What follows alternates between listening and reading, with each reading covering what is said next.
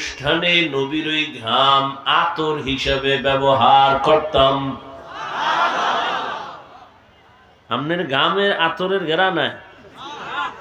হ্যাঁ, পাশে দাঁড়াইলে নামাজ যায় যায় দিন। হ্যাঁ, পোশাকের অবস্থা তো আরো খারাপ। আরে শীত আইছে, গোসলও করবে না, হলুমান গোসলও করবে না ঠিক মতো। স্মার্ট মানুষ, স্মার্ট। কতদূর ক্রিম মাখলে স্মার্ট হয়? সারা রাত করবে মোবাইল লইয়া আকাম। চেহারা সুন্দর হলে কি হবে? দুনিয়ার মানুষ বলে দিন বদলে দাও, পত্রিকায় লেখে দিনকে, এই বেটা মোবাইল বন্ধ করো। মুহাম্মদের উম্মত হইয়া সারছো, নাইলে ঘুমের ভিতরে দেখতা চেহারা নষ্ট হয়ে গেছে। শুধু মুহাম্মদের উম্মত হইয়া সারছো। যে আকাম চলে, আল্লাহ হেদায়াত দান করুন।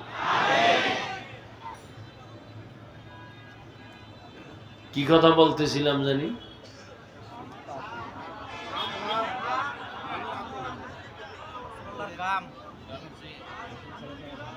যেটা আপনাদেরকে বুঝাইতে চাইলাম যে ঠিক মতো গোসল নাই, পরিচ্ছন্ন পোশাক নাই, অথচ এই ছোট্ট একটু করে হাদিস তাও অনেকে জানে। আত্মহুরু শাতরুল ঈমান, পবিত্রতা ঈমানের অংশ। অজু গোসলের কোনো চিন্তা নাই, যেখানে রাত সেখানে কাত।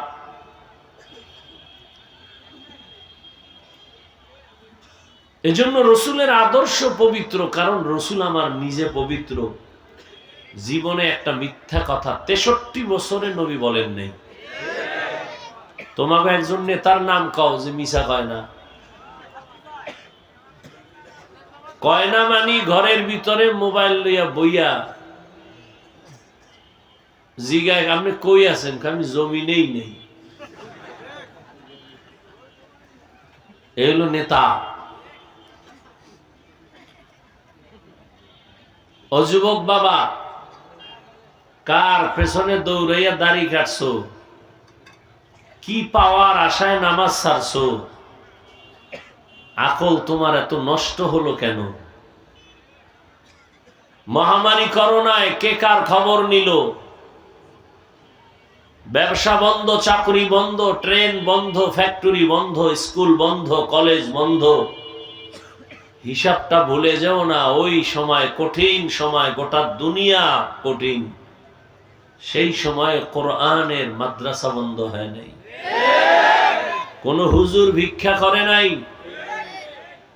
তুমি 3টা মাস্ক লাগায় বসে আছিলা, মরবা না করোনা।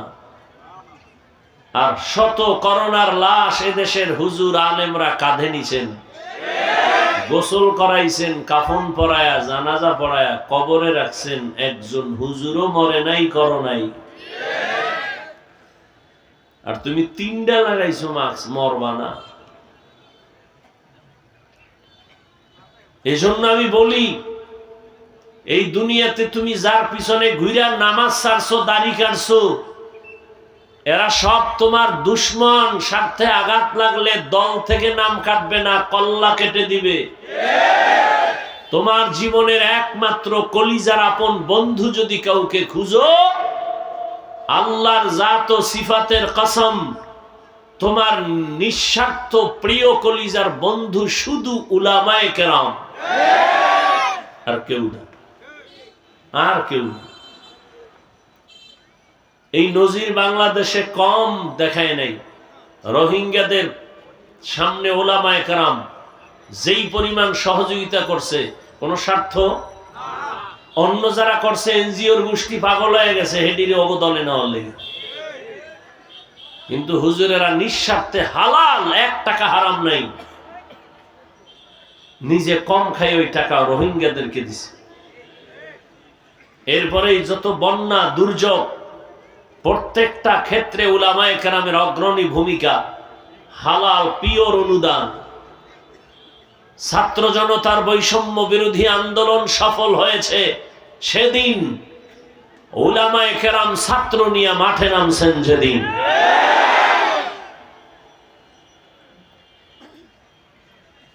গাদ্দারি করার একটা সীমা থাকা উচিত। পদে পদে আলেমদের সাথে বেয়াদবি, আজকে তার ফল ভোগ করতেছে ওই জাতি, যে আলেমদের সাথে বেয়াদবির পরিণাম ফল কি হয়। কার পেছনে ঘুরে নামাজ ছাড়ছো বলো? কার পেছনে ঘুরে তুমি দাড়ি কাটছো? কারণ কি? কি পাওয়ার জন্য? দেখো তোমার চোখের সামনে কি পাওয়ার জন্য নামাজ ছাড়ছে, আলেমরে গালি দিছে, আজকে বাড়ি আছে ও নাই,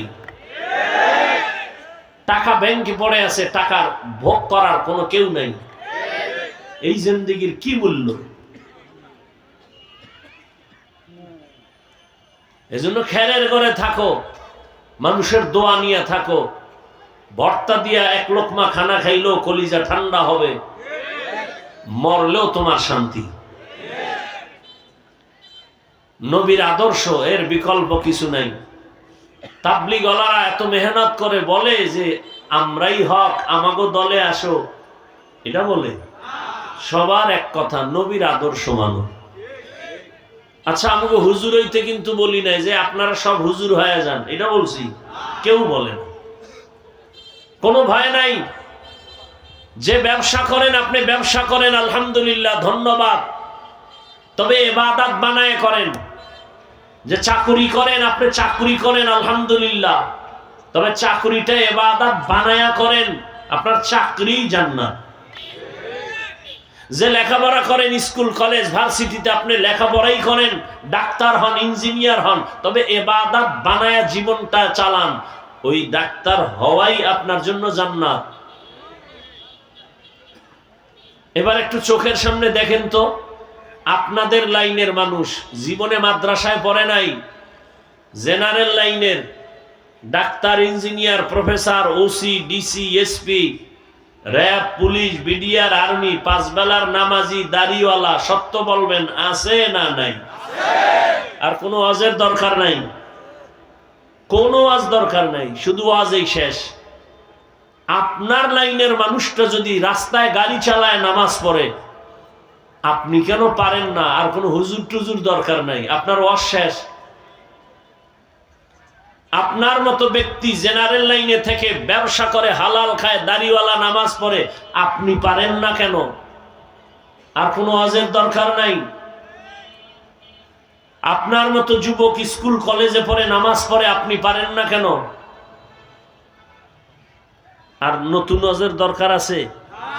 কি ওয়াজ করব আপনাকে?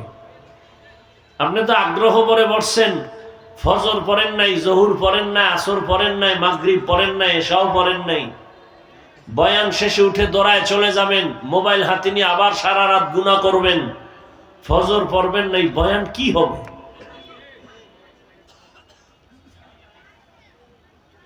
রহমতের নবী কেমন নবী যে 63 বছর হায়াতে একটা মিথ্যা কথা,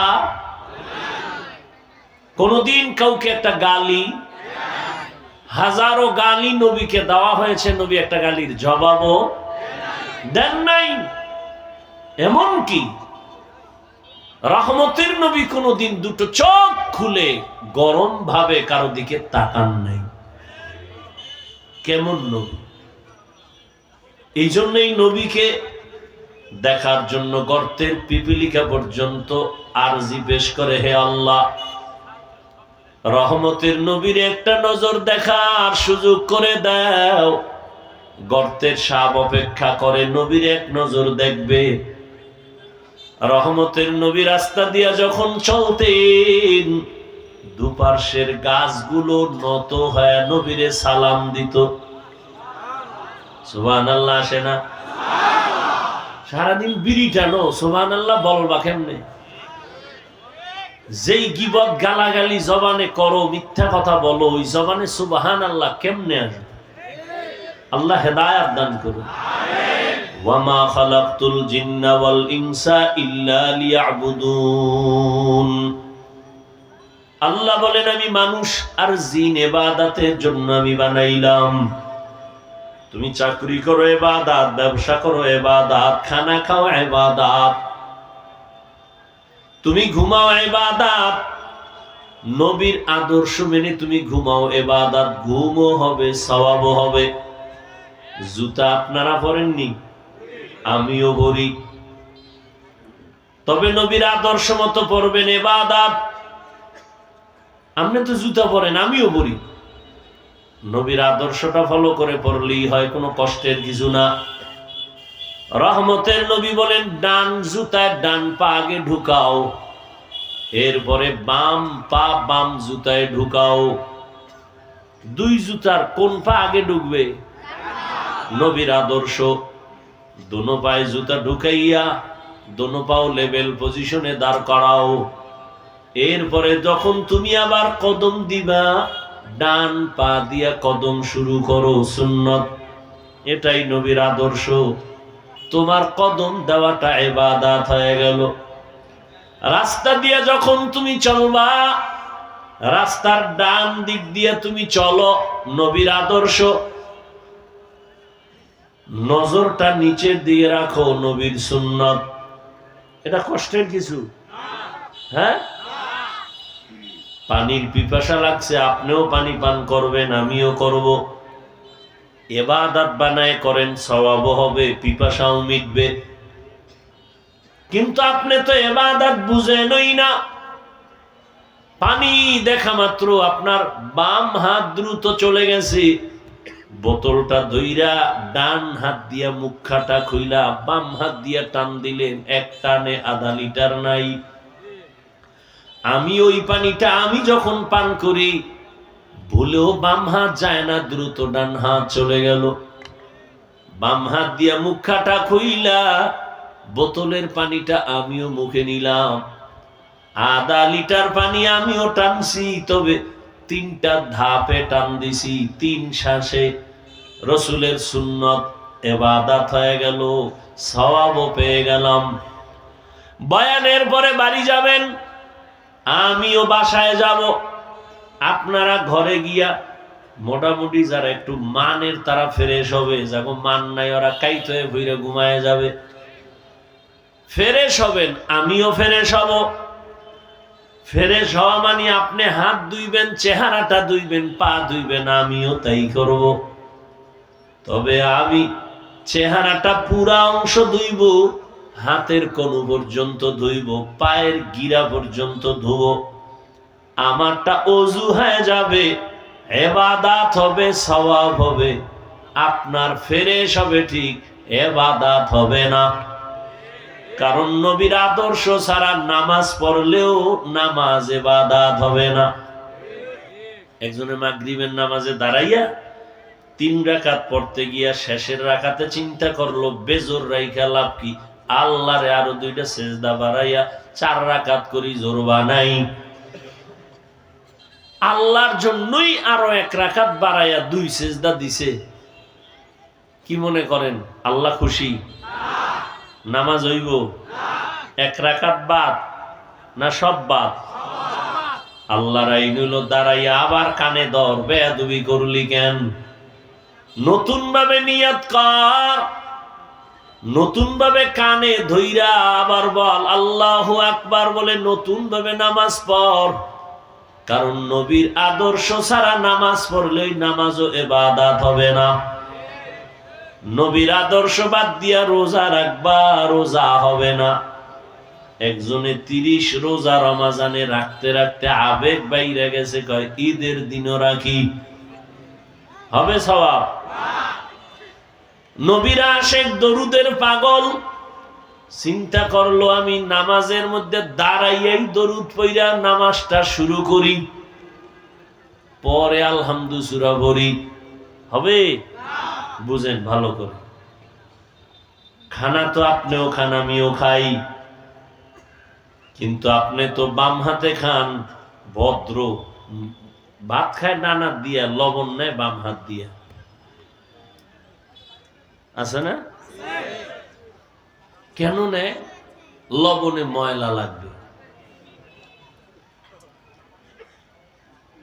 রহমতের নবীর আদর্শ ছাড়া ইবাদত তো হবে না, এবং দুনিয়াতে কোনো শান্তি বা সফলতাও আসবে না।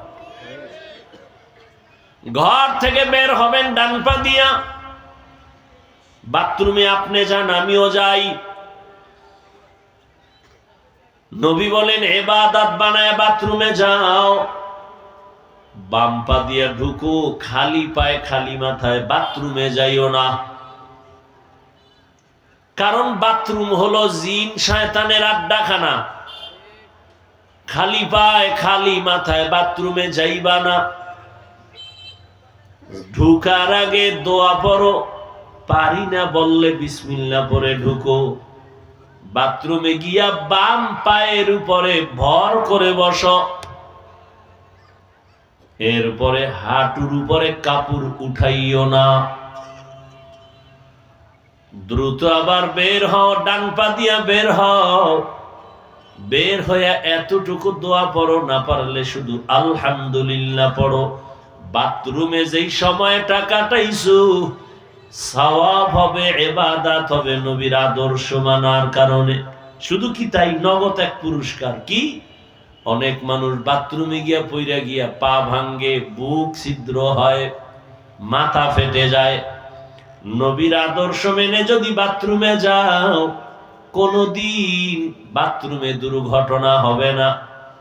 বাথরুমে তুমি ঢিলা কুলুক ব্যবহার করো, অন্তত যদি না থাকে টিস্যু ব্যবহার করো। কয়জনা আমগো হালাত খারাপ, আমনে গো কি কম। বাথরুমে যাই জুতা পাই না, টিস্যু পাই না, চিল্লায় আনা লাগে এই জুতা দাও। বাথরুমের ভেতরে জুতা নাই কেন, টিস্যু নাই কেন? আর টিস্যু কি আপনি লইলে হবে? আপনার সন্তানেরও শেখানো লাগবে। কারণ সন্তান আপনার জীবনের গাছের ফল। জীবনে গাছ লাগাইছেন কষ্ট করে, ফল খাওয়ার আশায় না। প্রত্যেকটা মা বাবার ফল সন্তান। ওই সন্তান আপনার ফল, ওরে তৈরি করেন, ওর ফলের ঘ্রাণ দিয়ে যেন মানুষ শান্তি পায়। এমন বেয়াদব বানাবেন না যে সন্তানের কারণে মানুষ বরদোয়া করে কষ্ট পায়। ওই সন্তানটারে ভালো বানানোর জন্য মা বাবাকে ভালো হতে হবে। কারণ সন্তান মা বাবাকে দেখে দেখে শিখে, তুলনামূলক বাবার থেকে মাকে বেশি দেখে সন্তান। এজন্য মায়ের দাম বেশি। সন্তান মাকে ফলো করে বড় হয়। বাবায় ঘরে থাকে না, কাজে দৌড়ায়, সন্তান বেশি মাকে ফলো করে। এজন্য ইমাম গাজালি রাহমাতুল্লাহ আলাইহি বলেন, একটা সন্তানের জন্য প্রাথমিক সন্তানের শিক্ষিকা হলো, প্রাথমিক শিক্ষিকা তার মা। মা সন্তানকে যা শিখায় সন্তান তাই শিখবে। দেখবেন যেই মা নামাজি, দেখবেন ওই বাচ্চাটা আজান হলে মা কাপড় টেনে মাথা ঢেকে নেয়। বাচ্চাও দেখবেন কয়েকদিন দেখে দেখে মায়ের কাপড় পইরে গেছে, মাথা ঢাকতে মনে নাই, বাচ্চা এবার নিজে আইসা মায়ের মাথার কাপড় টেনে দেয়। এরকম মা পাইলে না শান্তি। মাই তো মান নাই, ঘরে নিছেন ডানা কাটা ভরি। হাসেন আপনারা। ঘরে ডানা কাটা পরি নিছেন, নামাজ নাই, তেলাওয়াত নাই, 24টা ঘন্টা কবিরা গুনাহ ঘরের মধ্যে চলতে থাকে। এরপরে কিছুদিন পরে বলে স্বামীকে, তোর মায়ের ডানা খারাপ, কেটে দাও। পরে বলে আমার শ্বশুর মিয়া, তোমার বাবার ডানাও খারাপ, কেটে দাও। ওই কুলের বলদ তখন কয় কি করমু, কয় আলাদা বাসা ল। বউয়ের কথায় আলাদা বাসা লইয়া সেখানে যাইয়া বউ একদিক, ওই ছেলে আর একদিক। কিছুদিন পরে কয় তোমার ডানাও খারাপ, তোমার ডানা কেটে ফকির বানায়া হিজরত করলাম। এই হলো ডানা কাটা পরীর ফলাফল। আমি হাসির কথা বলি নাই, ধ্যান করে চিন্তা করলে চোখে পানি আসার কথা। আমি হাসির কথা বলি নাই। ইবাদত,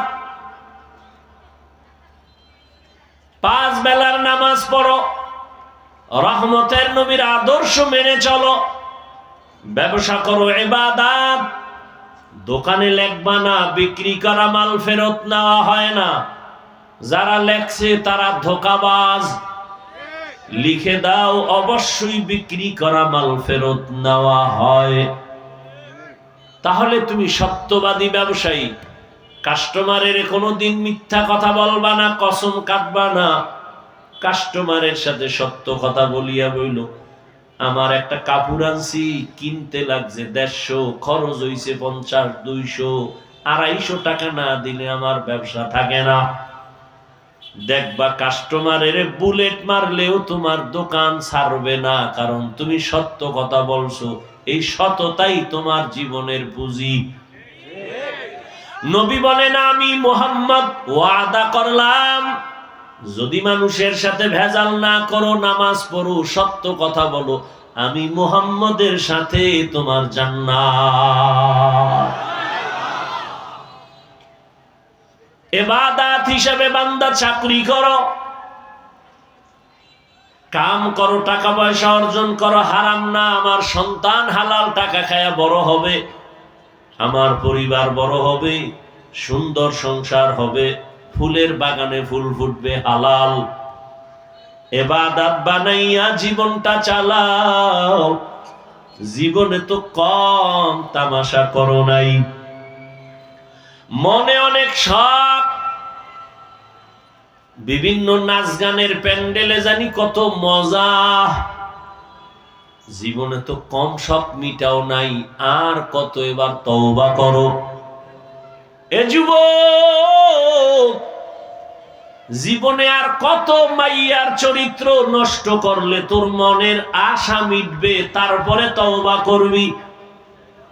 জীবনে কত পার্কে পার্কে ঘুরলে, আর কতদিন ঘুরলে তোর মনের আশা মিটবে, তারপরে তওবা করবি। জীবনে আর কত রাত্র মোবাইল নিয়ে কবিরা গুনাহ করলে, আর কত রাত করলে তোর মনের আশা মিটবে, তারপরে তুই তওবা করবি। হায়াতের গ্যারান্টি কত, হিসাব কর। করোনায় কত প্রাণ চলে গেল, ডেঙ্গুতে কত প্রাণ চলে গেল, ছাত্র জনতার আন্দোলনে কত তাজা প্রাণ চলে গেল। বাসের নিচে যুবকের লাশ, পানির নিচে লাশ, ঘুমের বিছানায় লাশ। রাতের বেলা যে ঘুমাও, সকাল বেলা মাওলায় না উঠাইলে তোর বাবার ক্ষমতা নাই উঠাবে। এই চিন্তা কইরা যদি ঘুমাইতি, কানের মধ্যে গানের তার লাগায়া ঘুমাইতি না। মনের শুধু এতটুকুই বুঝাও, কোনো বয়ানের দরকার নাই। মনটাকে বুঝাইও ঘুমের বিছানায়, ওরে মন, হাফিজ ভাই তো আজকেই আমারে স্মরণ করায় দিল। হুজুর হইতো তো বলে নাই, চরমনাই যাইতে বলে নাই, তাবলীগ না করলে জাহান্নাম বলে নাই। আমার মতো একটা যুবক সন্তান গাড়ি চালায়, চাকরি করে, ব্যবসা করে, RAB, army, police, BDR, doctor, professor, engineer, school কলেজের ছাত্র, এরা যদি জেনারেল লাইনে থাকিয়া নামাজ পড়ে, আমার কপাল কেন এত খারাপ? আমি কেন নামাজ পড়তে পারি না? আমার পরিণাম ফলটা কেমন? কয়দিন আর হায়াত পাবো, কয়দিন আর বেঁচে থাকবো? মরিয়া গেলে কি আমারে সবাই খুশি হয়ে যাবে? একটা বেনামাজি চলে গেল না, আমি মানুষের বরদোয়া নিতে চাই না। এখনো সময় আছে, তওবা করে নাও। জীবনে তো কম নামাজ ছাড়ো নাই, কম দাড়ি কাটো নাই, বেপরদায় কম আড্ডা দাও নাই। এখন থেকে তওবা করে নাও। মরিয়া গেলে যাব, হায়াতের মালিক আল্লাহ, ইজ্জতের মালিক আল্লাহ, রিজিকের মালিক আল্লাহ। আর নামাজ ছাড়বো না, বেপরদায় চলবো না, দাড়ি কাটবো না, মা বাবারে কষ্ট দিব না। উলামায়ে কেরামের দোয়া নিয়া, শিক্ষকের দোয়া নিয়া, নবীর তরিকা মেনে চলবো। বয়ান তো তুমি কম জানো না রে বাবা। মিথ্যা বলা হারাম, গালি দেওয়া হারাম, গীবত করা হারাম, চুরি করা হারাম, ডাকাতি হারাম, মানুষ হত্যা হারাম, মদ পান করা হারাম, সুদ খাওয়া হারাম, ঘুষ খাওয়া হারাম, অন্যের হক নষ্ট করা হারাম, এখানে কে না জানো রে বাবা? সবাই জানার পরে কেন মানো না? এই জিন্দেগি তো চিরদিন থাকবে না।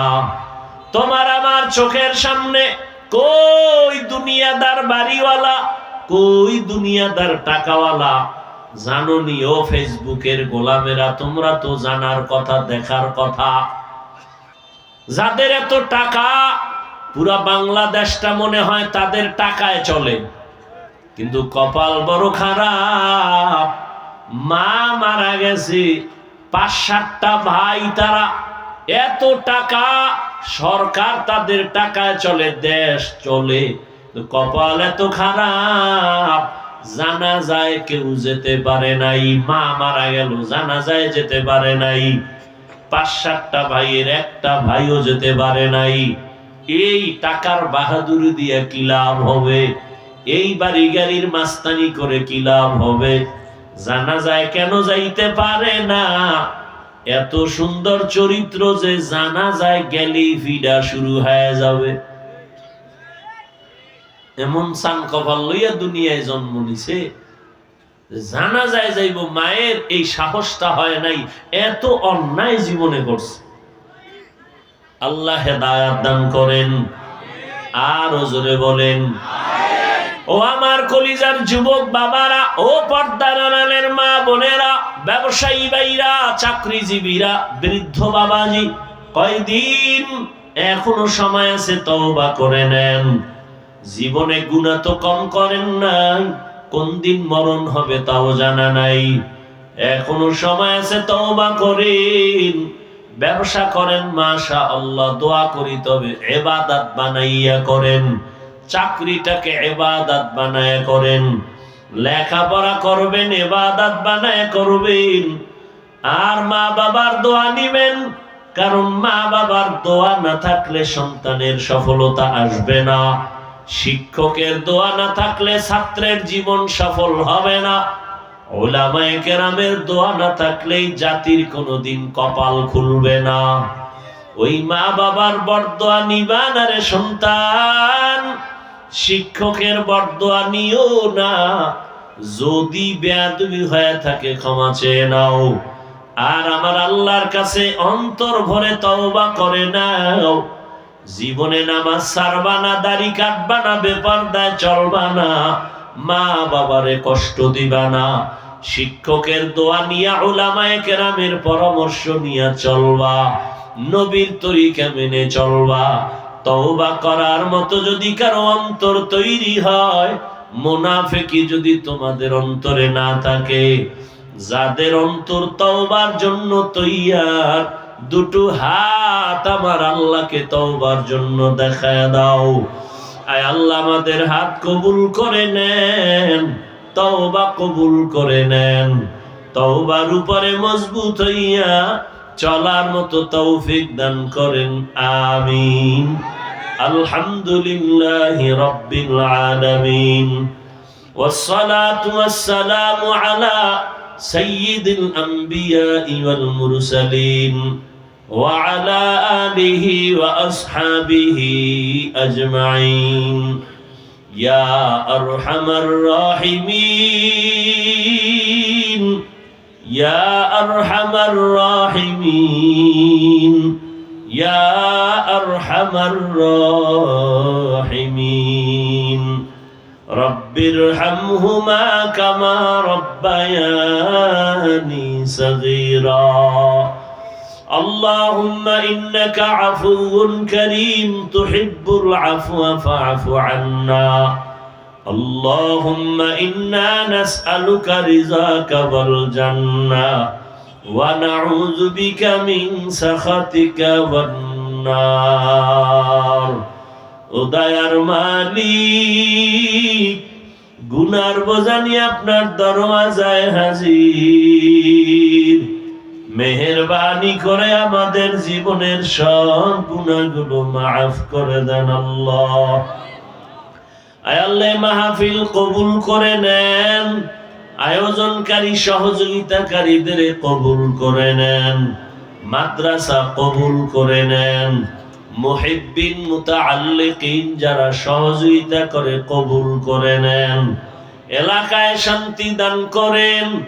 আয় আল্লাহ, ব্যবসা চাকরি যারা করে হালাল ভাবে বরকত বাড়ায় দেন। মা বোনদের আবেদা বানায় দেন। সন্তানগুলো নেককার বানায় দেন। আমার কলিজার যুবকদের দ্বীনের খাদেম বানায় দেন। আয় আল্লাহ, মোবাইলের গুনাহের থেকে হেফাজত করেন। আমাদের তওবা কবুল করে নেন। গুনাহমুক্ত জীবন দান করেন। নবীজির সুন্নাতওয়ালা জিন্দেগি দান করেন। নবীজির রওজা বাইতুল্লাহ জিয়ারতের জন্য কবুল করেন। বাংলাদেশ শান্তির দেশ বানায় দেন। আয় আল্লাহ, ইজ্জতের জিন্দেগি দান করেন। লেখাপড়া যারা করে পরীক্ষার্থী কামিয়াবি দান করেন।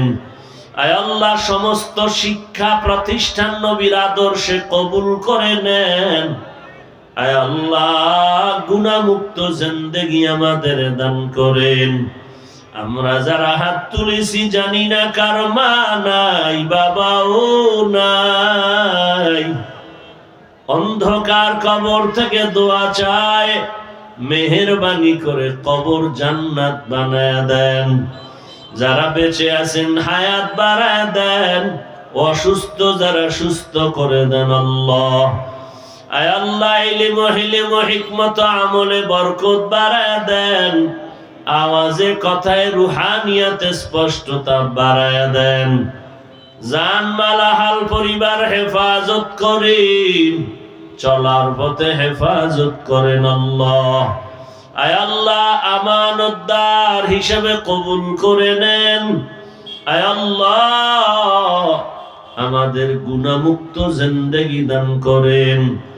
আয় আল্লাহ, সবার মা বাবাদের কবুল করে নেন। আয় আল্লাহ, কবরওয়ালাদের জান্নাত দান করেন। আমাদের হায়াতে বরকত বাড়ায় দেন। নেক আমলের জন্য কবুল করে নেন। নবীজির রওজায় গিয়া সালাম দেওয়ার তৌফিক দান করেন। নবীজির সুন্নাতওয়ালা আদর্শওয়ালা জিন্দেগি আমাদের দান করেন। আয় আল্লাহ, সবার দিলের নেক আশা পূরণ করে দেন। আমার কলিজার প্রত্যেকটা যুবকের 5 ওয়াক্ত নামাজি বানায় দেন। গুনাহের প্রতি ঘৃণা জমায় দেন। জাহেরি বাতিনি দুশ্মনের মোকাবেলায় বিজয় দান করেন আল্লাহ। সারা দুনিয়ায় খেদমতের জন্য কবুল করে নেন। আয় আল্লাহ, সবার দাম্পত্য জীবন সুখময় করে দেন। নবীজির মোহাব্বতে আমাদের দোয়া মোনাজাত কবুল করে নেন। হাসবুনাল্লাহু ওয়া নি'মাল ওয়াকিল, নি'মাল মাওলা ওয়া নি'মান নাসির। ওয়া সাল্লাল্লাহু তাআলা আলা খাইরি খালকিহি মুহাম্মাদিন ওয়া আলিহি ওয়া আসহাবিহি আজমাইন। আমিন আমিন আমিন বিরহমাতিকা ইয়া আরহামার রাহিমিন।